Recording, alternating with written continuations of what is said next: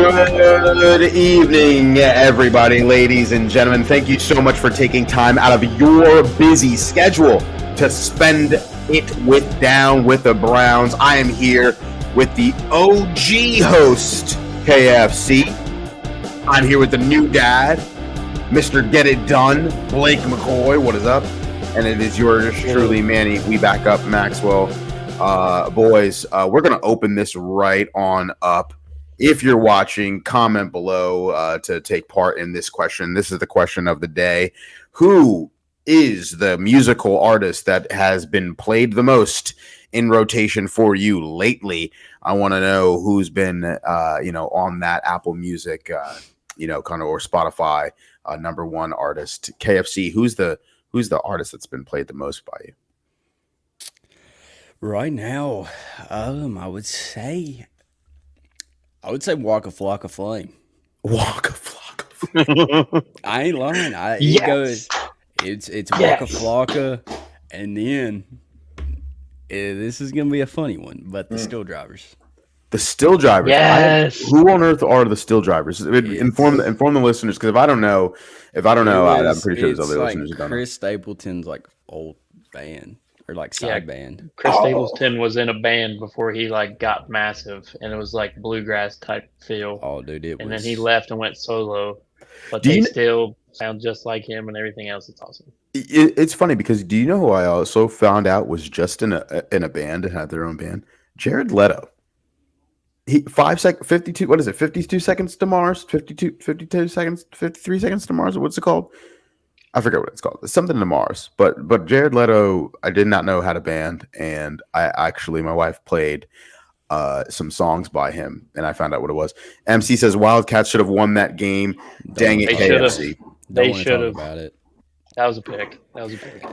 Do you want to give some quick feelings about that? Let me just say, that's cut. I'm tired of Mark Stoops. I can be a little more vocal about my opinions on this podcast. I'm sick of Mark Stoops. I'm tired of that little midget. I'm just sick of him. I want him gone. I don't care. Oh, we played good against Georgia, blah, blah, blah. No, dude, put your nuts on the table and let's beat them. On that 4th and 7, there's no reason you punt. I'm sorry. You got one shot. You weren't even supposed to be in the game. Go for it. I'm done. I'm tired of it. I'm tired of losing. Kentucky's going to have a top 10 defense, though. Yeah, our defense is They're insane. Top 10 defense. Dude, it's insane. Whoever that number 11 is, get that man on the Browns, bro. Alex Afari, he's a dog. Listen, my bro. God. There's 3 guys on Kentucky. 3 guys on Kentucky that I wouldn't mind seeing in a Browns union, and that's not even being biased or anything. Deone Walker, don't think we'll be picking high enough to get him, but I think he'll be a top 10 pick because he's insane. Barryon Brown, he won't be in there till next year. And then Alex Afari, dude's like a hybrid linebacker safety. What year is he? He's a junior this year. Oh, so I think he's got please one more. Drop to the 2nd, 3rd round, please. Yeah, I did. Send him back to whatever it's called, Youngstown. Send Stoops back to Youngstown. I'm done. Done with the Stoops. But Blake, let's hear your music tape. Yeah, Blake, who is your musical artist that you've been playing the most lately? Oh, dude, well, I just hit one today. Linkin Park, guys, they're dropping a new album. Yes, you heard that right. Wow. And they got a new singer. News. They got a new singer. Her name's Emily. I have no idea what her last name is, but she is a good mix of what Chester was, and it's just a new, nice feel. And then I've been listening to Zach Top on repeat. Love that guy. He's probably about 24, 25, straight 90s. He was literally born, or I don't know, created of a 90s boy in this time. I don't know. It's awesome. There's been a lot of in rotation for me. There's been a lot of, obviously, my wife and I love Brandon Lake. We've been throwing a lot of Brandon Lake line, but the number one, Shabuzi, a bar song by Shabuzi has been thrown on so much. I can't. It is number one on the Billboard 100 charts, and I'm pretty sure I was the one who put him there. I'm keeping it there 10 weeks. 10 weeks, bro. But then Bam. I've been in my feels a little bit too. I've been listening to some Take Care, Drake, throwing it back with some Drake. I don't know. I understand Kendrick won the rap battle, but I've been throwing Drake in there. I don't even care. And he's going to be at Super Chord Bowl probably halftime. A minor. But I'm not. Yeah, I'm trying He's to gonna Super sit Bowl there and halftime do. show off. He's gonna sit Not there like and do us. not like us. The whole No, yeah, halftime. no, I can't. What Yeah, would you do six if times he- in a row.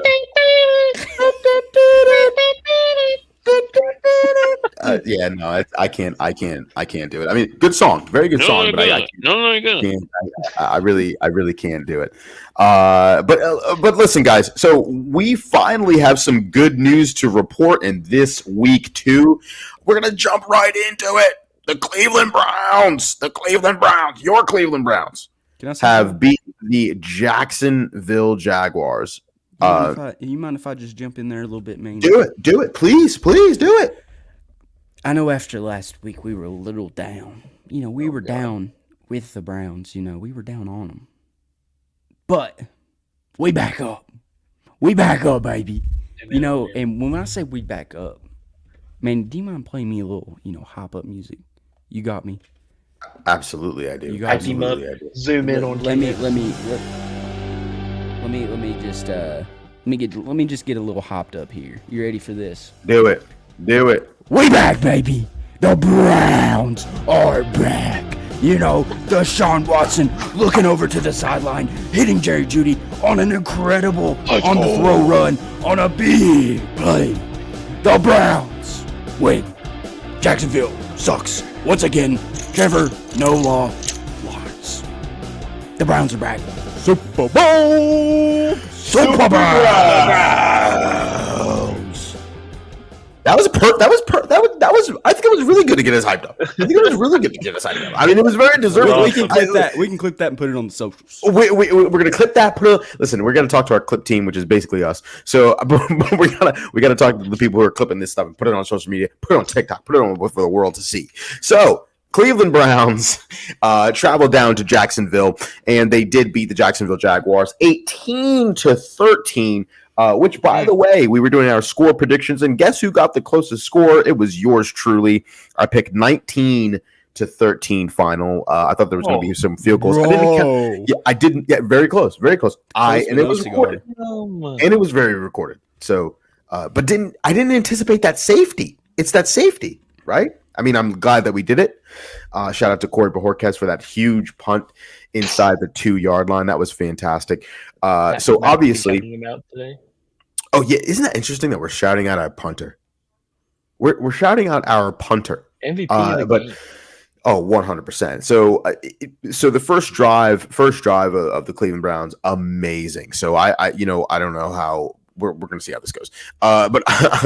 So I'm just going to, while that drive is playing, just kind of, Blake, walk me through some of the stuff that were going on during this first drive. What did you see during this first drive? There was a lot of connections, a lot of quick passes. Deshaun Watson looked very comfortable in the pocket. What did you see? Break it down for me. Oh, dude, at first, it didn't even show the first play there, but the first play, we put a guy in motion, distract the backers, and we run a little toss play to Devonta Foreman out of nowhere. That was nice to see. Andy Dickerson's got that offensive line and the run game. He fixed it up from last week. He's also the run game coordinator, so there's a lot of misdirection with the motions. I think they said 47% of the snaps had the pre-snap motion or something like that. It definitely looked more like Kevin Stefanski-ish offense. That didn't seem like Ken Dorsey had no say in this, to be honest, boys. It just seemed like a great first drive, 16 plays, pure Kevin. The fourth down plays were awesome. It was just a perfect game designed by Kevin, in my opinion. Besides the last play of offense. Yeah, KFC, talk to me. What were you seeing during that first drive? What I was seeing during that first drive, it was whoa, Watson, bro, what's going on here? He don't even look like the same quarterback. It's like he was kind of all this news coming out. My contract could be voided. He was playing like he needed that money. He was back up. He was back. That's what I saw. I mean, I think he was that the drive he finished off the touchdown with. Yeah. Yeah. He looked like he was back. I would like to see him. I don't think he's all the way back. I think it was. I think he looked a lot better than week one. I Mhm. don't believe that we are getting like I saw a lot of people on Twitter. They're like, "Oh, let's act like Deshaun's back where he was in Texas or with the Texans," and I don't think he's there. I Mm. think he He played don't a need to really be there. good game manager role. He did really good. I mean, he managed the game well. He got us a win. I mean, there's no complaints here Take on Watson's play. take the drops out, and he has like a 78 completion percentage, something Yeah. like that. Yeah. Yeah. And Yeah. I mean, and he played well enough to get us the win. And I mean, Amari Cooper. I do want to say this, Amari. Instead of worrying about the bag, you should worry about the hands because you've been dropping way too much. We listen. That it is an egregious topic about Amari Cooper. I want to really take some time to have a spotlight just shine on him. And so before we get into Amari Cooper, the anomaly that is Amari Cooper at this moment, I think it's interesting to talk about a little bit once more, just like MC was talking about. Dustin Hopkins, those 3 field goals, crushed 3 field goals. That was important. Just to have somebody who is reliable as a kicker. He did not skip a beat from last season. He was, in my opinion, the best kicker in the National Football League last year, the most reliable, and I think that he's going right into it this year again. There have been 57 kicks that Dude, kickers are insane this year. They're insane. And so 57 field goals kicked so far in the NFL. 55 of them have been made. 2 of them have been missed, both by your rival kicker, Justin Tucker, over there in Baltimore, both beyond 50 yards. So that's a very interesting stat. Justin Tucker might be on his decline. Hopefully, fingers crossed, because they weren't using him anyway. John Harbaugh always goes for 2 or whatever, goes for it on 4th down. So they don't really use Justin Tucker anyway. So maybe that's why he's cold. But we really did beat Trevor Lawrence at Trevor Bank Stadium. The Jacksonville Jaguars traditionally is the Everbank Stadium, but they added the TR in front of it to make it Trevor Bank Stadium and gave them the L there. And so also sad news, we're going to get into that as well. David Bell hurt his hip, and he's going to unfortunately need surgery, and he is going to be out for the season. So it is very unfortunate that happened to him, and so we will be getting into a little bit of that. But before that, let's talk about the obvious. Let's talk about the bad news first. Boys, what on earth is going wrong with Amari Cooper? Help out the people that are in the comments, people that are on Twitter. I can't. This week, you can't blame Deshaun Watson about some of those drops. So I kind of want to hear a little bit from you, KFC. You already touched on it. I know you're feeling strong about it. I just want to show this one play. It's egregious, but it's the play where the Browns are at the Jacksonville 40, and looks like Deshaun Watson throws a fade to the left side of the hash marks, and it looked like Amari Cooper was wide open. There was 4 yards between him and the next defender. I don't know what exactly happened on that play. It looks like it hit him right on the forearms, just dropped it. I can't really explain it. What is going on, KFC? What are you seeing? Please, I'm just going to give you a solo. What's going on? What's going on? Is a little rust. It looks like a guy that hasn't really been on the football field that much. I mean, he sat out during OTAs. Didn't really show up to much of training camp. Showed up late trying to get that contract negotiation. Finally got that, and then showed up late. Didn't play any preseason games. So he is total of 5 catches, 26 yards on the year. What has happened to wide receiver 1? I don't know. But like I said earlier, he needs to be worrying more about his hands than the bag. That's where I'm at with it. So I think he needs to hit the jugs, like you said earlier on the Twitter. Yeah. Down with the Browns, hit the jugs machine. Yeah. But, we all know what Amari can do when he's out there doing his thing. When he gets back locked in, I'd say you give him about a week, or I would say week 3 will be a lot better. Too. Oh my god! It is plays like that, and I don't want to just harp on that single play, but right, Blake. It's go back to the week 1. Like, I right, mean, right right at the end zone, hits right him at in the the end zone hands. and hits him right in the hands. I mean, what are we? What is it that we're looking at? Are we looking at just a? Uh, will he be okay? MC commented. He said he's not worried. Amari Cooper will be okay.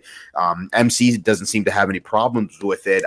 Blake, what are you feeling? Is it a little bit too early to overreact? I mean, we barely have wide receivers to begin with. What are some of the things that you're looking at when you're seeing Amari Cooper struggles? I agree with everything KFC said. Like, he's just not been on the field at all. It's total rust. But like also, like we've seen him catch amazing balls. Like last year, him and Watson were on point with each other, and I don't know. Like if he has another game like this, like do you start the trade talks, or is it even worth to even trade him because he's playing so bad? But uh, I think he'll be okay, but I don't think he's gonna get to where he was last year. It seems like it's all ahead, like a mind game thing right now. Like it just seems like he's just so mad that he didn't really get paid like he wanted to, and the trade rumors and all this stuff. Like he's just there to be there. That's what it seemed like, especially week one, like that one clip where he's just shaking his head. Like it's just like he just doesn't want to be there right now. It's a very interesting concept, right? I after that Instagram story that he posted and said, I wouldn't mind after the rumors came out of him being potentially traded to the San Francisco 49ers, he sent an Instagram story that said, I basically all blacked out and in white letters said, I really wouldn't mind laughing face emoji. And it's a little bit concerning because after that post, I mean, he's been dropping catches. He's in a contract year. Amari Cooper's in a contract year, and he's playing like this 2 games in. And I think why Browns fans are really annoyed about it, and it's kind of glaring, or maybe myself, I've been on the record on this show why receivers are extremely important. And I think that when you're trying to get Deshaun Watson back to being, that guy, or even being a consistent game manager, it's unfortunate that we're asking for that. But besides the point, I think that Amari Cooper has to lock in. You need your number one wide receiver to be able to make those big plays. That was a 3rd down drop that we were just talking about right there. That's a 3rd and 6 drop, and the situation and the game could have been a lot more lopsided if he were to catch that. You know what I mean? And so that we're 8 targets. I mean, it's not like we're not targeting him. And so if you're a fantasy owner of Amari Cooper and you're not watching the Cleveland Browns, don't be mistaken. It's not some, Amari Cooper and Deshaun can't find each other, or it's not some, Deshaun doesn't want to look to or throw the ball to Amari Cooper. He's finding him. It's Amari Cooper's responsibility to be able to catch that ball and be sure-handed. But thank God for Jerry Jeudy. I mean, what an acquisition by Andrew Berry in that front office. What a godsend Jerry Jeudy is. I mean, he was all over the field. He was making plays. He was sure-handed. He had 6 targets on 5 catches. And so it's that reliability factor. Elijah Moore also coming up clutch. But that's why David Bell's injury is so unfortunate and so untimely, is because it's like, well, we can't trust Amari Cooper. We just can't trust him. So having David Bell go down, and now you're bringing in a guy like Jalen Darden, and shout out to Jalen Darden because Kadarius Toney. And we have Kadarius Toney. We do have Kadarius Toney still. We already have too many drops. We already have too many drops.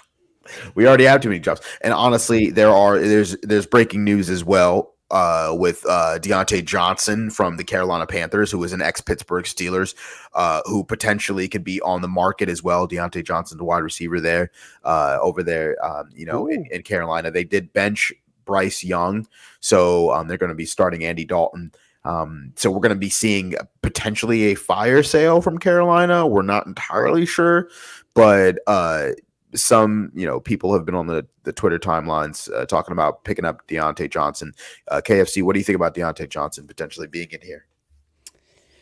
I think we're all right. I don't think we need another wide receiver. I think Elijah Moore did well in his role on Sunday. I think Jerry Jeudy is showing that he can be a future wide receiver 1. I said like Amari needs to work on his hands. I think we just need to give him a few more weeks. I think he does need to focus a little bit. I How mean, I think many? he's just out of practice a little bit. I think Amari will be fine, and then we'll have a solid three.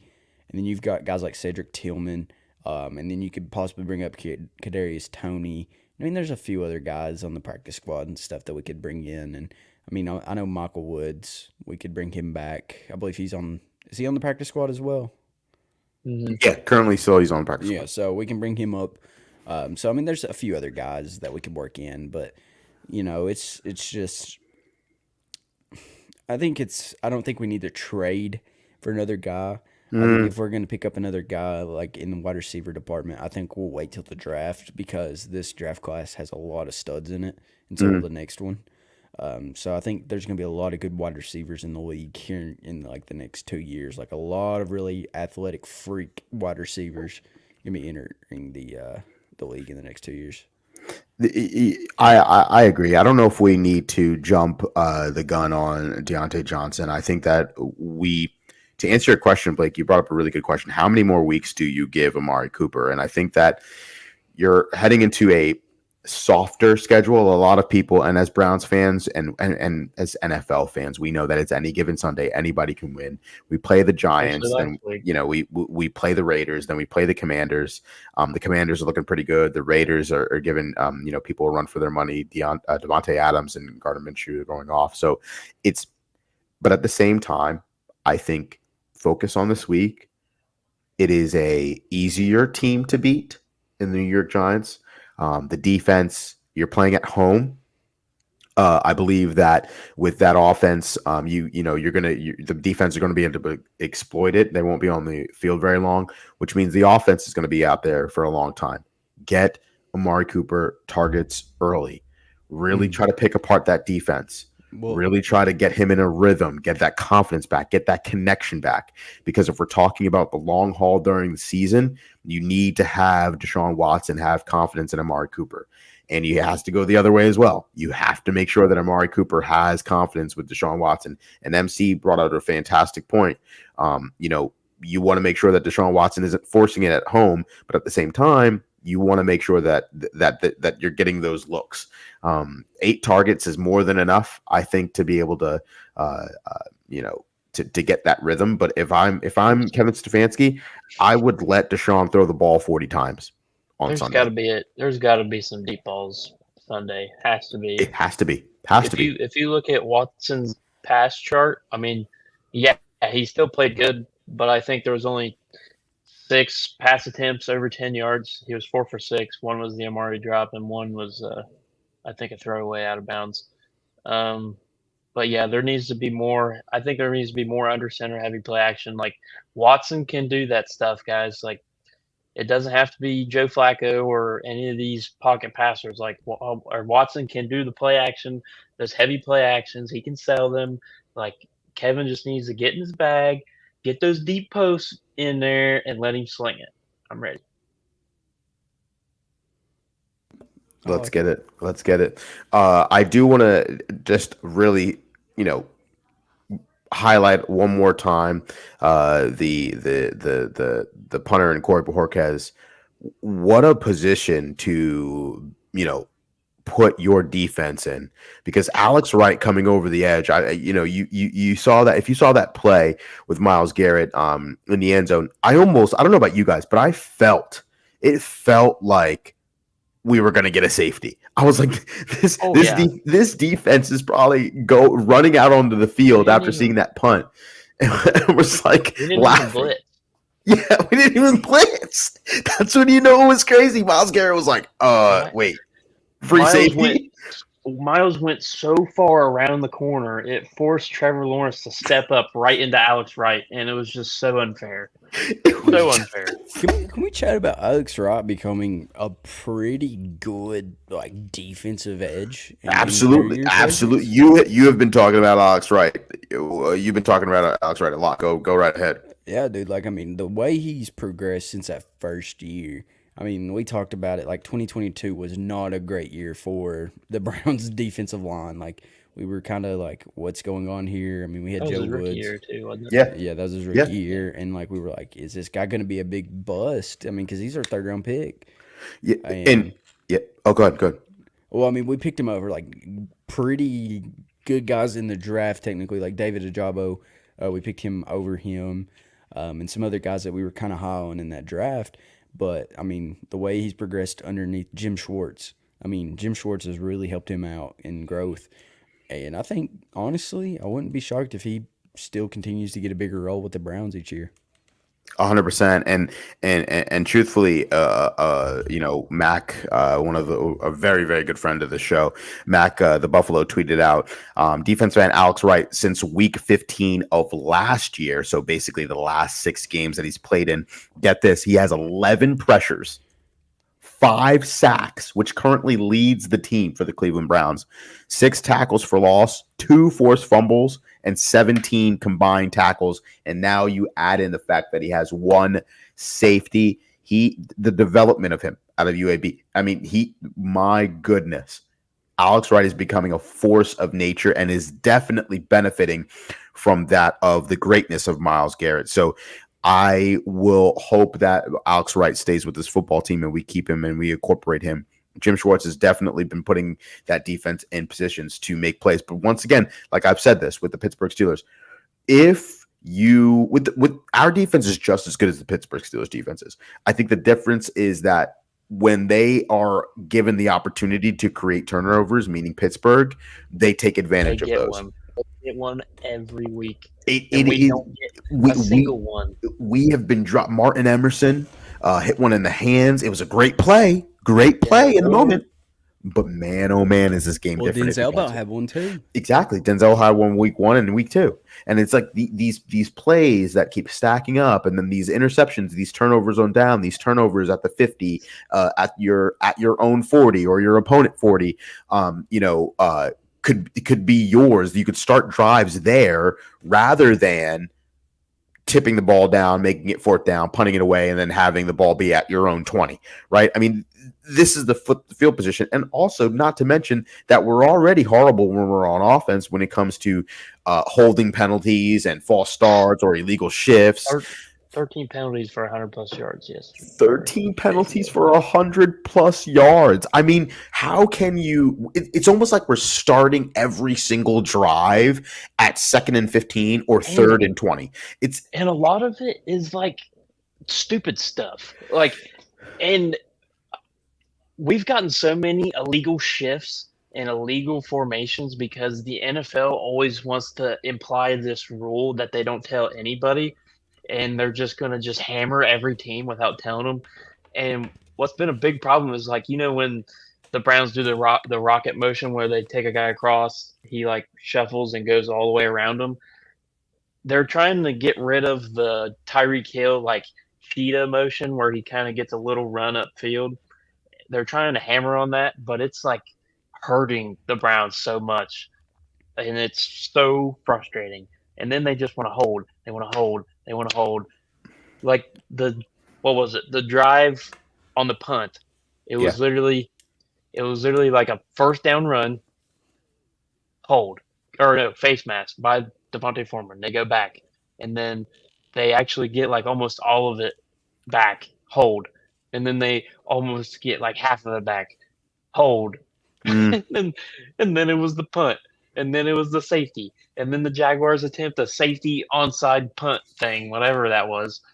Yeah, that was all the penalties is just ridiculous this year. That 3rd and 6th pass, mind-boggling to me. I don't know why you don't just hand off the rock. Was that actually called, or did someone check that, or what? But if you look at the all 22. Oh my God, Cedric Tillman was wide open, dude. Wide open. If James Hudson, he plays terrible. We have to have Jed Wills back, please, or Jack. If he would have just held that guy for a half second, Watson had a touchdown. It was wide open. Yeah, Josh Allen came off that edge. It should have never happened. It should have literally never happened. That edge quick. And I think that protection will help. Well, that. They Okay. didn't have a timeout, did they? No, we could have just ran the ball. Yeah, that's what I'm saying. Like, we could have had the ball. I mean, let's just say Devontae Foreman or Jerome Ford get like 2 yards. You eat like 40 seconds off that clock. And then, Such a good point right here. Such a good point. I mean, but, speaking Well, that of was the point of the play design, anyways, is to him to roll out to his left. But that corner route by Tillman was wide open. Yeah. Like, he had like 4 steps on the guy, and all Watson had to do was flip his hips and sling it. And Hudson just sucks. He just sucks. Yeah, he's not good. He's not good, and I think that a lot of this, I'm hoping that a lot of the shakiness and the unconfidence of Deshaun Watson will be fixed when you have a left tackle that you can trust to protect your blind side. You know what I mean? Because even if because sometimes in certain plays where Hudson is doing a good job of blocking, you still see Watson like giving like almost a half-second split less of confidence and moving away or moving up in the pocket or trying to get out of the pocket. It's really interesting to see that. It's kind of interesting to see that movement. But I hopefully that we will rectify that with having some good offensive line movement. 100%. So obviously, with the injury of David Bell, wide receiver David Bell, we did have to make some moves. Jalen Darden, wide receiver, added from the practice squad. There's a lot of moves around. So the Browns have also resigned wide receiver Jalen Darden. Darden was signed to the active roster ahead of the Week 1 regular season start and served as the Browns punt returner in the loss to the Cowboys. But we've actually used him a lot more. And then what did you say, Blake? I'm confused why we let Prochet catch punts on Sunday. That is a very good question. We moved Jalen Darden back down to the practice squad. And Gage, great question. Fantastic question, Gage. That was the next topic I was going to talk about. Thoughts on Kareem Hunt back with the Chiefs. We're definitely going to give Kareem Hunt his flowers very shortly. But, so I think that we moved him back down. We gave Prochet another opportunity. By the way, Prochet, give flowers when they're due. Very good job of maintaining composure and catching that sky kick the Jaguars tried to do. That's the dumbest thing ever. Like, do they not realize that ball has to like hit the ground for them to even like try to catch it? Yeah. All he has to do is wave his hands up, and they can't touch him. In the NFL, you really can't expect that to happen if you're going to sky kick those kinds of things. You're going to get a fair catch, you're going to catch it, and you're going to. And even if he didn't fair catch it, you know what I mean? Like, now it was James Prochet last year versus the Baltimore Ravens where he dropped the punt. Was it or was it kick? Yes, I have never seen a safety onside punt. That's what I'm calling it. I've never seen that in my entire life. Yeah, I didn't even think it was legal. They literally punted it like 300,000 feet in the air, and it went 8 yards. They took a timeout to figure out what they could do and couldn't do. So that was funny. Nobody knew. Nobody knew the rule. Nobody really knew the rule. Even the rule with Dustin Hopkins crossing the 50. Yeah, that is stupid. That is another stupid rule that should never happen because we should have got the ball. Was it Obo that hit that guy, or it was somebody that hit that guy? Yes, I think Obo recovered the fumble. Yeah, that dude got murdered, and then they're like, "Oh, the kicker went past the 50. It doesn't count." I'm like, really? It was such a kind of. I'm not saying it was a bogus call because I'm sure it was the rule, but I'm like, come on, man, these new rules, like nobody knows. And then you see Dustin Hopkins. Bubba Ventrone definitely knows that, and Dustin Hopkins definitely knows that. But Dustin Hopkins has been so used to just kicking the ball and having the same routine, running past the 50, running to the right like he always does. Yeah, it's just weird. I like the new kickoff. Don't get me wrong. Yeah, but it's just there's too many like little tinkers to it. If I would make the kickoff better, if they want more returns, they got to make the touchback like way more risky. Like, yes, they only start at the 30. They need to start at like they got to move it. Yeah, exactly. And it's like, hey, you better start kicking it in bounds. So we're gonna just highlight really quickly.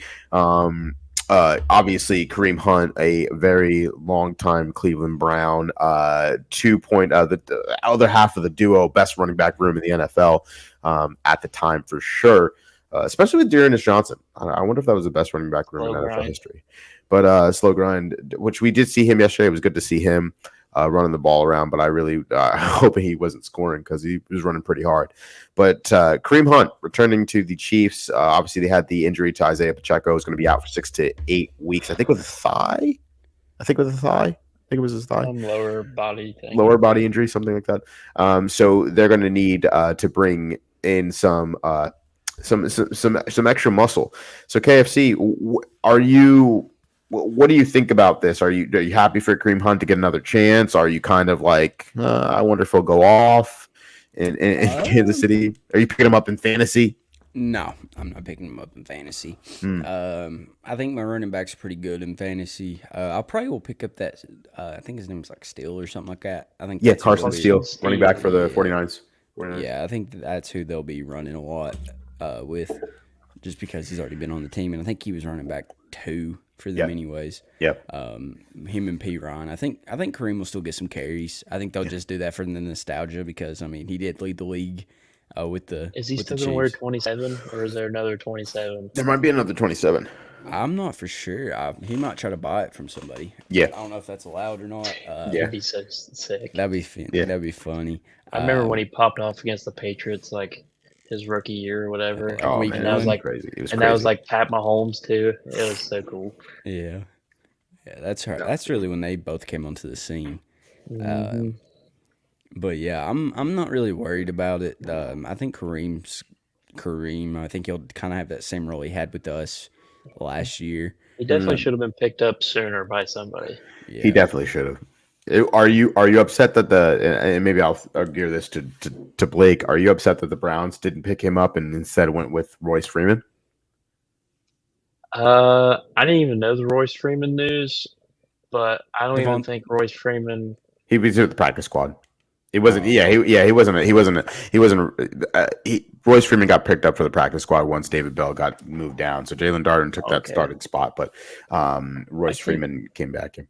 I think Devontae Foreman is kind of just like Kareem Hunt in ways, except Devontae Foreman kind of has that getaway speed.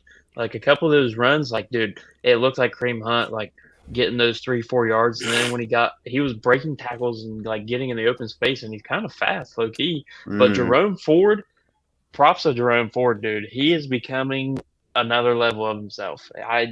I'm liking it. I'm liking the way his vision is right now. I think he's going to play way better this year. He has stepped up his game. He currently has the fastest ball carrier time, right behind. I think it's Alex Pierce of Indianapolis Colts.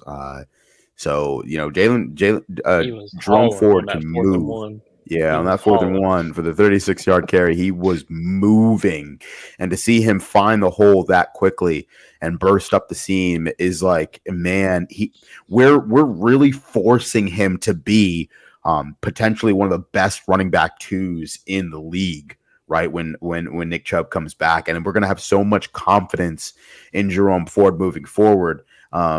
I completely agree, MC. MC just commented and said Ford is sneaky fast. That is 100% the case.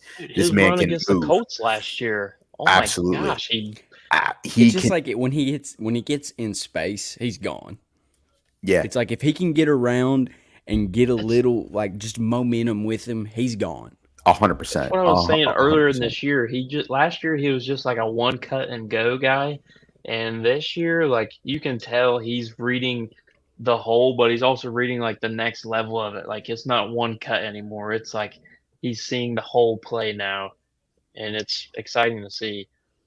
Yeah, 100%. Do you think that we will move? Do you think that we'll be able to draft another running back? This is a quick question off the top of my head. Do you think that the Browns will draft another running back anticipation at any point in next year's draft, or do you think that we will kind of like stay away from that for the time being? No, we can go to Blake first, and then KFC. I think we'll stay away from it. But the thing is, like, this is way ahead, but like, they should probably draft quarterback this coming year and do like a Jordan Love type thing. You saying we should take Quinn Ewers? We are not going to be that high. Because Quinn Ewers is going number 1 overall. I sent you guys a mock this year, a mock already, and it has us picking 16th and getting Cam Ward out of Miami. And that dude is a dog. Yeah. He's a dog, but I don't know if he fits the Browns. But I'd like Quinn Ewers, but he's going number 1 overall. KFC, what about you? Do you think that we should draft a running back at any point in this draft, even like the 7th round or anything? This upcoming draft? I think they'll go running back, but I don't know if it'll be like a splash move in the draft. I could see him definitely picking up like a gadget guy. Kind of like, you know how like we signed Naeem Hines this year, like something like that, like a lower end. Because I mean, we still got 2 more years. We haven't seen him yet. Yeah, we ain't saw him yet. I'd say, I mean, what do we got? Like 2 more years of Jerome Ford? Yeah. So, him, and I could see us getting some guy kind of like a Devontae Foreman, something like that next year. But like right now, I think what we need more of on the team, more than anything, is tight end. Yeah.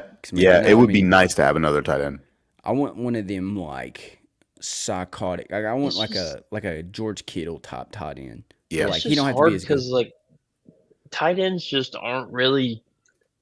It's hard to find a good tight end from watching college ball nowadays. Yes. Like none of them are like tight ends in the NFL.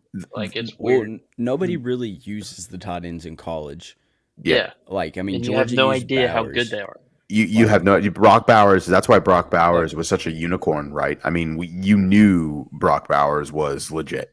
Yeah. Like the 2 best tight ends was Brock Bowers, and then it dropped all the way down to Cade Stover at Ohio State. Yeah. I think Darnell Washington was pretty good. They had that one out of Iowa, right? I can't think of his name. He's supposed to be decent. Jake You can't go Butler. wrong with the Iowa tight end, though. No, you can't go wrong with an Iowa tight end. I think tight ends. A lot of tight ends are cultivated once you're in the league. They're made. Iowa.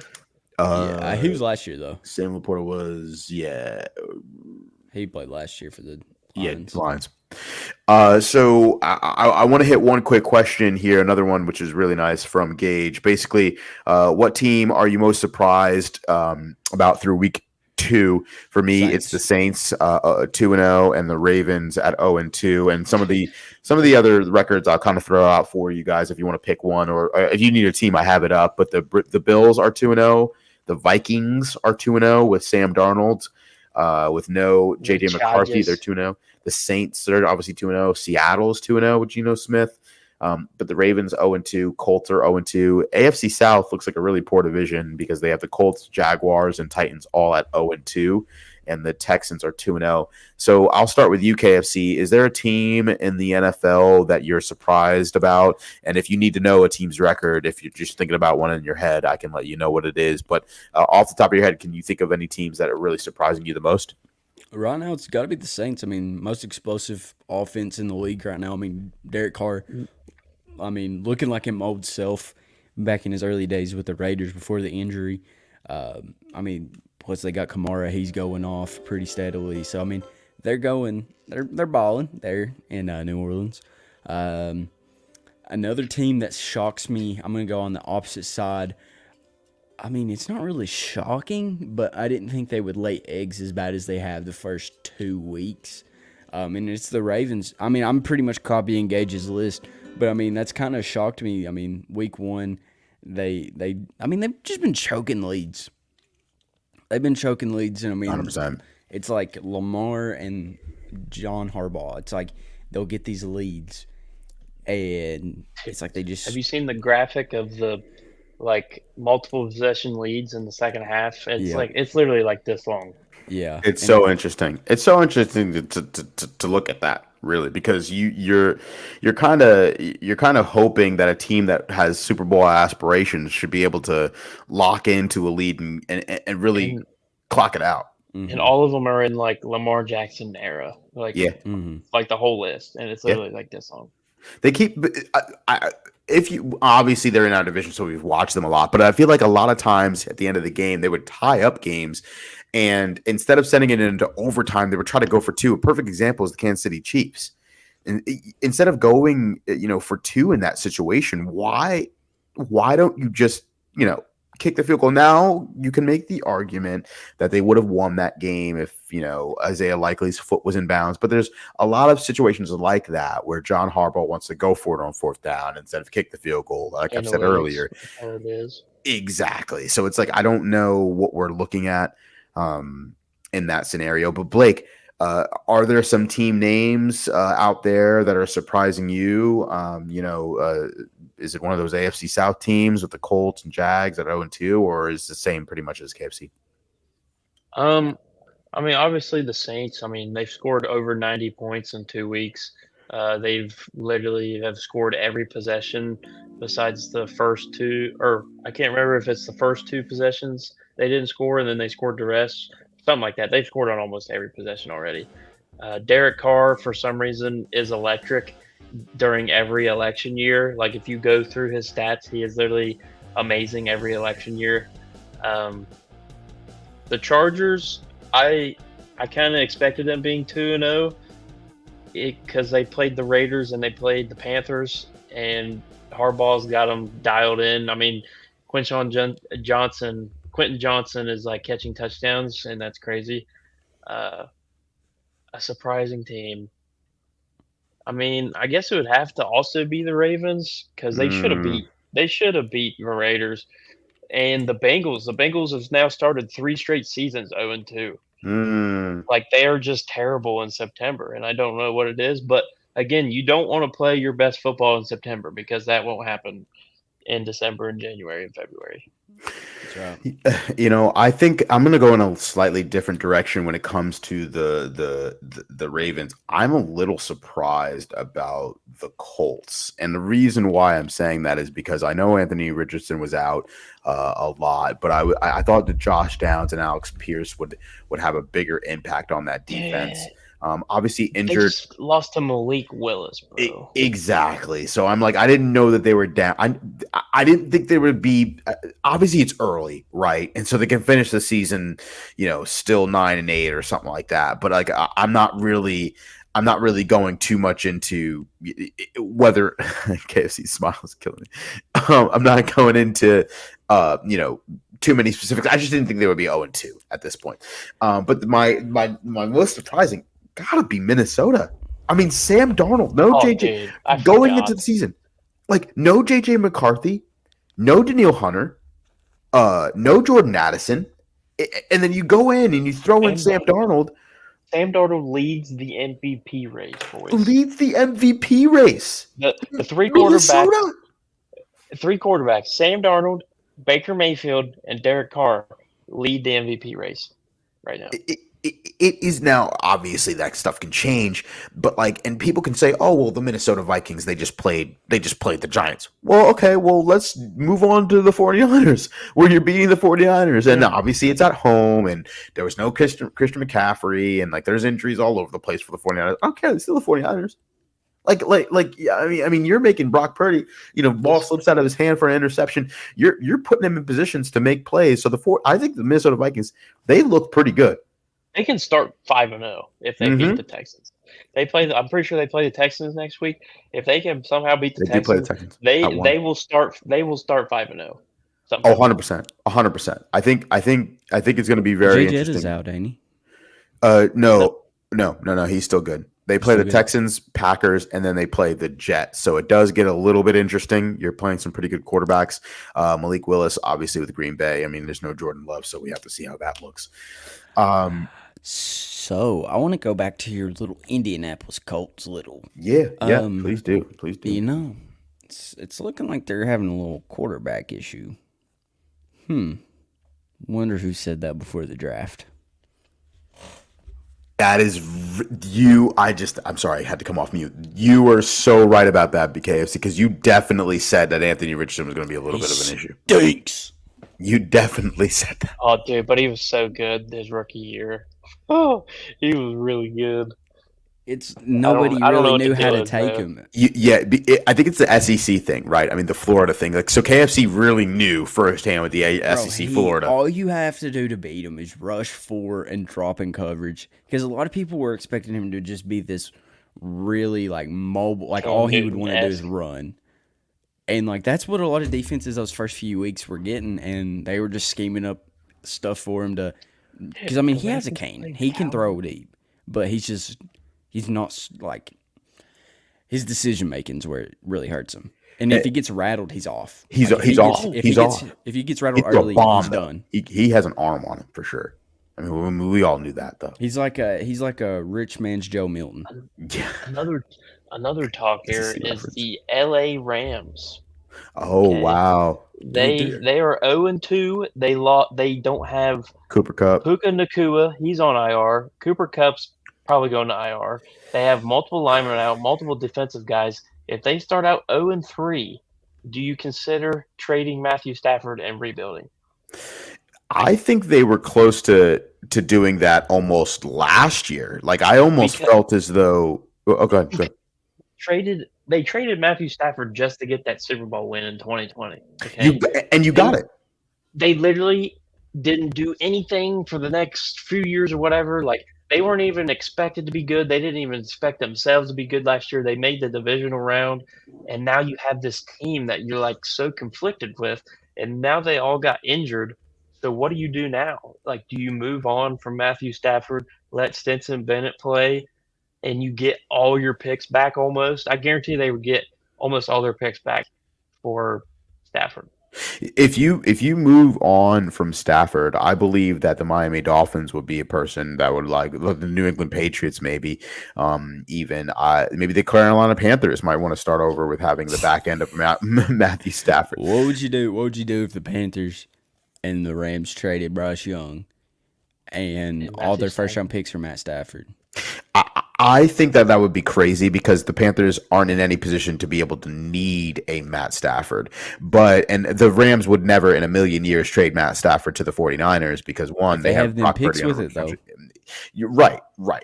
You would have to send Matt Stafford to a team who can eat a big contract, who has money to eat a big contract, and who can use him instantaneously, which I thought would have been the Saints. I thought would have been the Saints with Derek Carr, but Derek Carr is balling. Tennessee, yeah. Tennessee could be a potential option because they're like, man, this is going way worse than we thought, and we have all these weapons, and we made some trades. I hate to say it, Pittsburgh Could be one. I think Pittsburgh. We would have to revisit that in a few more weeks. Pisses me off. They literally win on stupid crap. They've only scored one touchdown, and they're 2-0. And truthfully, Blake, that's all. Like I said this last show, that's all they needed, right? I mean, their defense is putting them in fabulous positions to make those plays. Their defense is better this year than what it was last year. Last year they were almost just as good as us, and we were the ones that were saying that we were the best in the NFL. Going back quickly to the Rams, they still do have Tutu Atwell. They got Jimmy Garoppolo as their backup quarterback. I don't know if they're going to go to Jimmy G, but if you're a fantasy owner, Tutu Atwell, Demarcus Robinson, Tyler Johnson, those are the wide receivers you're going to be looking for if they want to keep slinging it with Matt Stafford, or maybe pick up Blake Corum once again because he was the most dropped player in going from week 1 to week 2. So a lot of people dropped Blake Corum after seeing Cooper Kupp go off, but. One quick thing before we move on to the highlighting the future game against the New York Giants. Gage, I please hope the Cowboys. I please hope the Cowboys beat the Ravens and have the Ravens go 0-3. The Ravens, this first time in the Lamar era that they are 0-2, mind you. If the Ravens go down 0-3, oh boy. So, sorry to interrupt. Yeah. I got an idea for something we can do after we do little Giants versus Browns. Yeah. The game is in Dallas, by the way.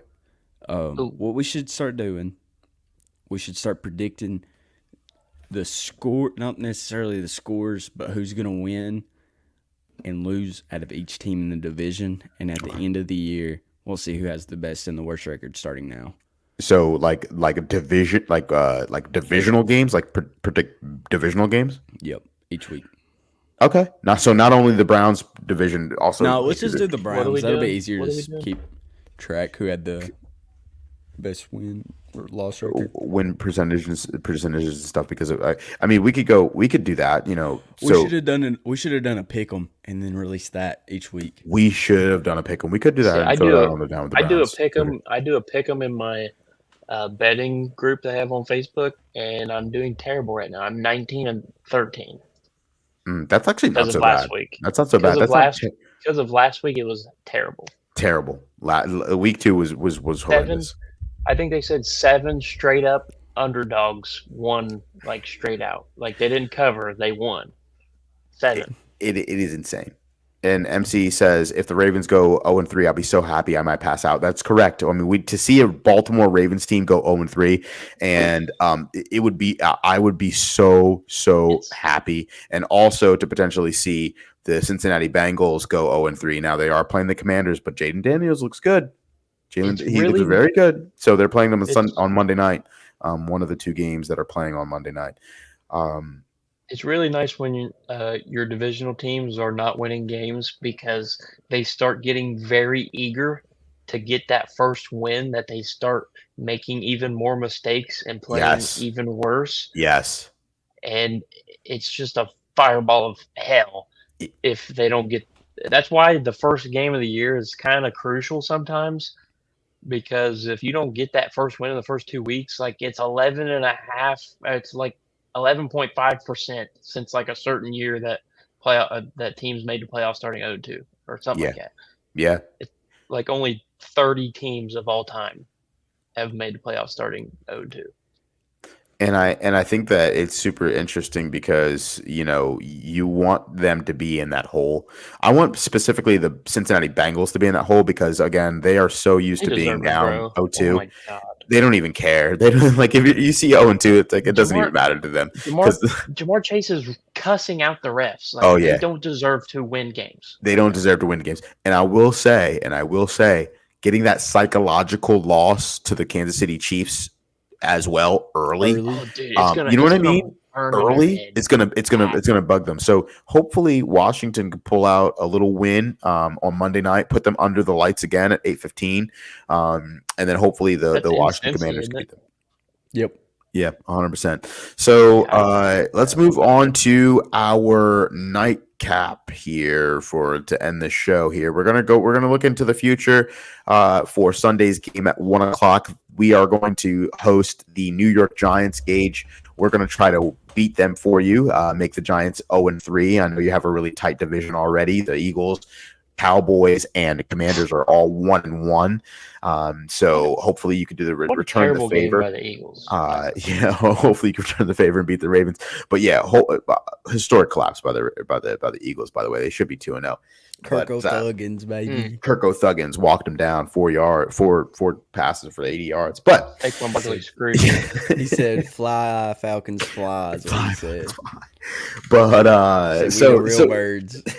what we're looking at this game, right? I mean, Daniel Jones is seeing ghosts. Daniel Jones got his bag and is playing horribly right now for the New York Football Giants. They are 0-2 and going against one of the best defenses in the National Football League. I truly believe it's any given Sunday. Anything can happen. I'm going to ask you boys. I have my own thoughts. I'll give my own thoughts on it. But KFC, man, oh man, we're looking at 2-1 already. Are we talking about it, or are you kind of say pump the brakes? This is what we got to do. What's your thinking? I think we got to watch out for their defensive line. I think it could be sneaky good. I mean, Brian Burns is pretty solid. Neighbors, pretty solid wide receiver. I mean, they were against the Commanders, who have one of the worst secondaries in a while. I don't want to just overlook them because, the games that you're always like, oh, we should just easily beat them. Those are the games that are always down to the wire for some odd reason. I mean, they all are paid professional athletes. I think. But I think this has got to be a Deshaun Watson game. I think he's got a not necessarily like the 500 yards, 25 touchdown type. They're gonna make him everyone's throw. gonna be. Mm. Yeah, I think That D if we line's gonna can, make him throw. for sure. I think we got to have him play above where he was last week to win this game. I hear what you're saying. I hear what you're saying. Blake, talk to me. Talk to me. What are you thinking about this game? I mean, like KFC, their defensive line is. You don't want to mess around because this is a trap game, guys. Like the G-men have been so butt for so long. Like you never know. Like, and it's at home. Like you're just gonna live off the fans. They really have to show up for the fans, though. I was listening to the Browns podcast, like their actual like Browns Daily, and they had Alex Wright on there, and he said that they're taking this one serious, and obviously that's a good answer, but for real though, they have to take this one seriously because if they start 1-2 with a loss to the Giants, like I don't know, it's not going to look good. Watson needs to play better, but I like the play calls by Kevin. Kevin needs a little bit more like deeper throws downfield. We need to get the back seven of defenses moving back and forth, being confused on like where we're going to throw. Because now there's 2 games of film. There's going to be more tendencies. We're going to have to switch it up a bit on offense to get this one done because the D-line is going to make the Browns throw the ball this game. 100%, and I think that that's something that you want. I hope that the Giants make us throw the ball because if I'm Kevin Stefanski, I'm going into this game thinking, look, if you lose this football game, it is not the end of the world. This is an NFC loss versus a pretty bad team. Now, this is not college. You don't get ratings and you don't get into the college football playoff just because you lost to a bad team, or you don't get into the college football playoffs if you lost to a bad team or whatever. Like a loss is a loss, whatever. It's the NFC loss. I would take this as an extension of a preseason game. I would have Deshaun Watson throwing the ball 40 times. He threw it 34 times last game. I'd have it spread around. I would make sure Amari Cooper gets targets. I would make sure Jerry Jeudy gets targets. I would make sure Elijah Moore gets targets. I would also practice chipping Dexter Lawrence. I would practice putting some chipping Kayvon Thibodeau as well. I want our offensive line to gain confidence. I want our offensive line I want Deshaun Watson to gain confidence in our offensive line as well. And so I would throw in a couple of different schemes because you can afford to do that. This is an NFC team that's not very good. This is not an AFC team where you can, take the loss or whatever. I would really try to throw in some interesting schemes, especially on defense, to try to rattle Daniel Jones. Give your defense more confidence moving forward as well. Gage brings up a good point. He said it's not a trap game. I see y'all taking care of business very handily. New York is not a good team at all. Gage is a Cowboys fan, so I would love them. I've seen us lose to the Jets being up 2 scores. Yes. So MC says, just hope Watson plays well enough so he don't get booed. So otherwise we will have chaos. I completely agree. I don't think that Watson is going to play this bad. I don't think he's going to play bad, personally. I don't think he's going to play bad. I think as a fan base, we have to be able to take this in and be like, and watch this game and say, hey, this isn't going to be like the Jacksonville game where we were dinking and dunking and we were trying things out and we were moving systematically through the offense. This is going to be a game where we're throwing the ball around. There's going to be deep balls. There's going to be chances being taken. There's going to be some 4th downs gone for because the Giants are a bad football team. So as long as we don't turn the ball over in trying to create new plays, I think we'll be okay in this football game.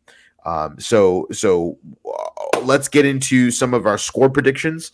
KFC, what is your score prediction for the New York Giants visiting the Cleveland Browns? I think that the defense is going to win this game for us. I think we actually have a defensive score, pick 6. I think that good old your favorite DB in the whole wide world Here we go. is going to be in there for 15 plays, and one of those 15 plays is going to be a pick six. I'm going to say Browns. I think we have a 30 burger. Okay. So I think it's going to be like 30. I'm going to say 35 to 10. 35-10? 35-10? All right. That's a massive score. I like what I see there. Gage has a score prediction of 28-17 Browns. And then we have a score prediction from MC. We got 23-10 Browns win. Blake, what do you got for me? Dude, JOK and Grant Delpit are going to dominate in this game like they did last week. I'm going with 24-3 Browns. 24-3. Just a field goal for the New York Football Giants. Danny Dimes is not throwing any dimes whatsoever. I have a 27-13 final. I think that we are going to, unfortunately, throw a pick, and it's going to put the from making some crazy play, trying to do something crazy, and I think it's going to give the Giants some good field position to move the ball and potentially get a quick little dunk score, but it's not going to be anything. It'll be in the fourth quarter, so after kicking a field goal. So we'll see how that works out. I got a 27-13 final, but and so last thing I want to end on too as well, for all of you baseball fans out there who are Cleveland Guardians fans, the Cleveland Guardians, man, are they ever putting in some work. They are looks like they're 5 games up on the Kansas City Royals. They are a half game back of the New York Yankees in the AL. It's getting to that time. Lost today, but who cares? Yeah, they lost today. And so my Phillies are the first team in the MLB to have 90 wins. They are 90-60, 8 games up on the New York Mets. So we'll see how that goes. But boys, fantastic show. Any last words?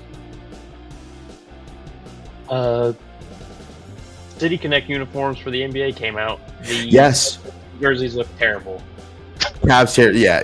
They look like Charmin. The Cavs jerseys look sick. The They look like Celtics toilet jerseys look paper. like Michigan State's The City Connect thing. Celtics jerseys are quite literally. I know my teams are all over the place, but my Boston literally Celtics just jersey It's literally just green Celtics. just says green right here. Celtics. I literally could have made that in my basement. I could have made that on Microsoft Paint. Quite literally. It's a DH Gate jersey. Quite literally. So, all right, boys. Great show. Fantastic. We are going to catch you guys next week. Same time, same place. Hopefully we come back and we're 2-1. As always, go Browns. Go Browns.